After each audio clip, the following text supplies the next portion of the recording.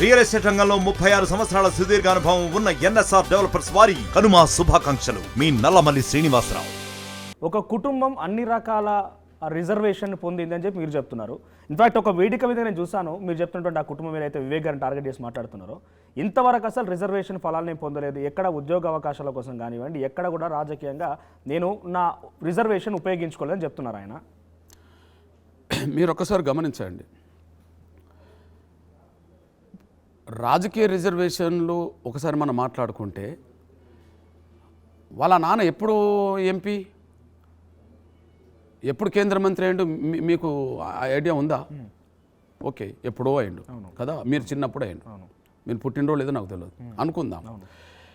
అంటే తండ్రి వారసత్వాన్ని అందుకొని వాళ్ళ రాజకీయ పదవులు అనుభవిస్తున్నది ఎవరు?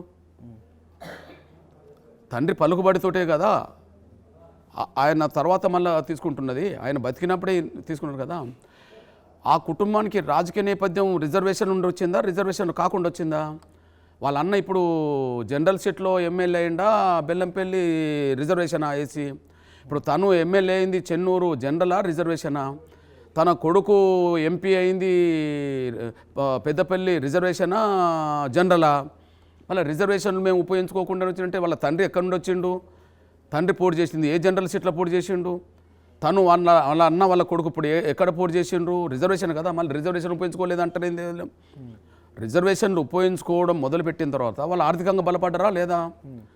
వాళ్ళ ఆర్థికంగా బలపడ్డ వాళ్ళు దేశం మొత్తం మీద ఒక దళిత నాయకుడు పేరు, ఒక దళిత కుటుంబం పేరు చెప్పండి. ఒక దళిత కుటుంబం వ్యాపార రంగంలో ఎవరు ఉన్నారు దేశంలో? వెంకటస్వామి కుటుంబమే ఉన్నది. రాజకీయ పదవులు వచ్చిన తర్వాతనే కదా ఆర్థిక వనరులు వాళ్ళకు వచ్చినాయి. ఆర్థిక వనరులు వచ్చినాయి కదా, ఒక మీడియా వచ్చింది వాళ్ళకు, ఎలక్ట్రానిక్ మీడియా, ప్రింట్ మీడియా. ఈ దేశంలో ఒక దళిత నాయకుడు పేరు చెప్పి, ఒక దళిత పారిశ్రామిక పేరు చెప్పి, గీతను ఈ దేశంలో పెద్ద పారిశ్రామికవేత్త అని చెప్పి ఇంకొకరు పేరు చెప్పండి. ఓకే, ఈ దేశంలో ఒక దళితకు సంబంధించిన నాయకుడు, ఒక ఎలక్ట్రానిక్ మీడియా, ప్రింట్ మీడియాను నడిపేంత శక్తి ఎవరికి ఉన్నదో ఇంకొక పేరు చెప్పండి.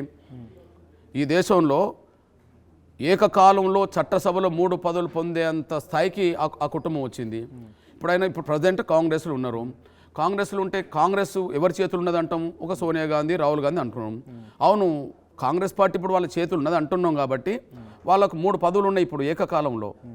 ఓకే, సోనియా గాంధీ గారు రాజ్యసభ సభ్యురాలు, లోక్సభ సభ్యుడు రాహుల్ గాంధీ గారు, ప్రియాంక గాంధీ లోక్సభ సభ్యుడు, ముగ్గురు వచ్చిండ్రా.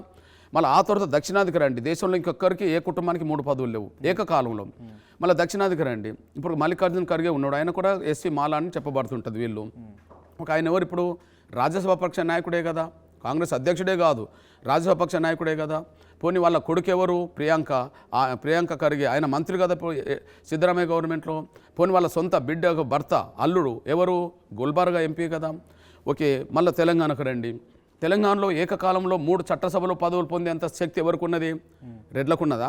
రెడ్లు 2 పొందగలిగారు, ఉత్తమ్ కుమార్ రెడ్డి భార్య, లేదా జానారెడ్డి చిన్న కొడుకు పెద్ద కొడుకు, లేదా కోమటిరెడ్డి వెంకటరెడ్డి రాజగోపాల్ రెడ్డి, వాళ్ళు 3 పదవులు. కాంగ్రెస్ అంటేనే రెడ్లు అంటారు కాబట్టి ప్రధానంగా వాళ్ళు 2 పదవులు పొందగలిగారు.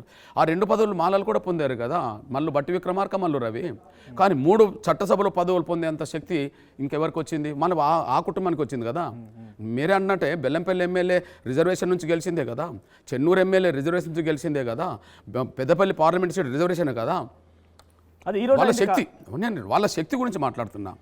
ఇప్పుడు మేమున్నాము, మేము ఒక పేద కుటుంబం ఉండి కూలినాలు చేసుకునే కుటుంబం ఉండి వచ్చిన వాళ్ళము. ఓకే, కూలినాలు చేసుకుంటే కుటుంబం వచ్చినాం. మా నేపథ్యం ఇది, మా జాతికి అన్యాయం జరిగిన విషయం దృష్టి పెట్టుకొని 30 ఏళ్ళుగా మేము పోరాటం చేసుకుంటూ వచ్చాం. మీరు అందించిన సహకారం, సమాజం అందించిన సహకారంతో ఈ ఉద్యమం నిలబెట్టుకుంటూ వచ్చాం. ఈ వర్గీకరణ జరిగితే మాదిగలకే కాకుండా ఇంకా దళిత కులాలకు మేలు జరుగుతుంది. చరిత్ర సాక్ష్యం. చంద్రబాబు నాయుడు గవర్నమెంట్లో ఒక 4 ఏళ్ళు 5 ఏళ్ళు వర్గీకరణ అమలు జరిగింది. అమలు జరిగిన కాలంలో అంతకుముందు 50 ఏళ్ళు లేని అవకాశాలు ఆ 4-5 ఏళ్ళలో వచ్చినాయి. అంటే వర్గీకరణ ద్వారా మా జాతి పిల్లలకు చదువుకునే అవకాశాలు పెరుగుతాయి, ఉద్యోగాలు పెరుగుతాయి. ఇది చరిత్ర సాక్ష్యం. మేమేమి వాళ్ళలాగా మేము కాంగ్రెస్లో చేరో, బీఆర్ఎస్లో చేరో, లేదా ఇతర పార్టీలో చేరి మేమేమి రాజకీయ పదవులు తీసుకోలేదు కదా. వాళ్ళు ఏ పార్టీలైనా చేరుతారు, ఏ పార్టీలైనా టికెట్ తెచ్చుకోగలుగుతారు. ఆయన బీఆర్ఎస్లో చేరినా టికెట్ వస్తుంది. అంటే ఈ విషయం ఇప్పుడే కాదు కదా, రాజకీయంగా వాళ్ళ కుటుంబం లబ్ధి పొందిందని కానీ ఏ పార్టీలో చేరిన వాళ్ళకి ప్రాధాన్యత దొరుకుతుందని కానీ ఎప్పటి నుంచో ఉంది. వాళ్ళ నాన్న తర్వాత వివేక్ గారు రావడం, ఎవరన్నా ఏ మఠం పెట్టుకొని వాళ్ళు ఈ స్థాయికి వచ్చారా అంటున్నా నేను. మీరు అన్న ప్రశ్న ఏంది? వాళ్ళు రిజర్వేషన్లు ఉపయోగించుకోలేదు అన్నావు కదా మీరు. రిజర్వేషన్ చెప్తున్న ఉపయోగించుకోలేదు. మాట. అరే ఆయన చెప్పిన మాట నువ్వు ఎట్లా సత్యమని ఒప్పుకుంటున్నావు? నువ్వు తప్పు పట్టాలి కదా. అవును. సమాజానికి మీరు అందించే సంకేతాన్ని ఎట్లా అందించాలి? మీరు రిజర్వేషన్ ఉపయోగించుకోలే అంటుండ్రు కదా. అసలు మీ ఇంట్లో రిజర్వేషన్ నుంచి ఎదిగిన వాళ్ళు కదా. వాళ్ళ నాన్న ఏ జనరల్ సీట్లో గెలిచి ఆ స్థాయికి వచ్చాడు, ఆయన ఏ జనరల్ సీట్లో గెలిచి ఈ స్థాయికి వచ్చిండ్రు, వాళ్ళ అన్న ఆయన వాళ్ళ కొడుకు. 30 ఏళ్ల చెప్పు brother. పోరాటానికి ఒకే వ్యక్తి అడ్డంకిగా మారుతున్నారంటే ఏమంటారు? ఎవరు 30 ఏళ్ల పోరాటానికి ఒకే వ్యక్తి అడ్డంకిగా మారుతున్నారు. ఆయన ఆ వ్యక్తి పేరు చెప్పండి. వివేక్ గారు అడ్డంకి మారుతున్నారు. ఈ దశలో ఇప్పుడున్న దశలో గురించి మాట్లాడుతున్నాను నేను. మీరు ఎదురుదాకా చెప్పారు కదా సుప్రీంకోర్టు తీర్పు. సుప్రీంకోర్టు రాజ్యాంగ విస్తృత ధర్మాసనం ఎస్సీ వర్గీకరణ చేసుకునే అధికారం రాష్ట్రాలకు ఉన్నదని చెప్పేసింది. మరిన్ని వీడియోస్ కోసం ఛానల్ ని సబ్స్క్రైబ్ చేయండి. లేటెస్ట్ అప్డేట్స్ కోసం వాట్సాప్ ఛానల్ ని ఫాలో అవ్వండి. ఆ లింక్ డిస్క్రిప్షన్ లో ఉంది.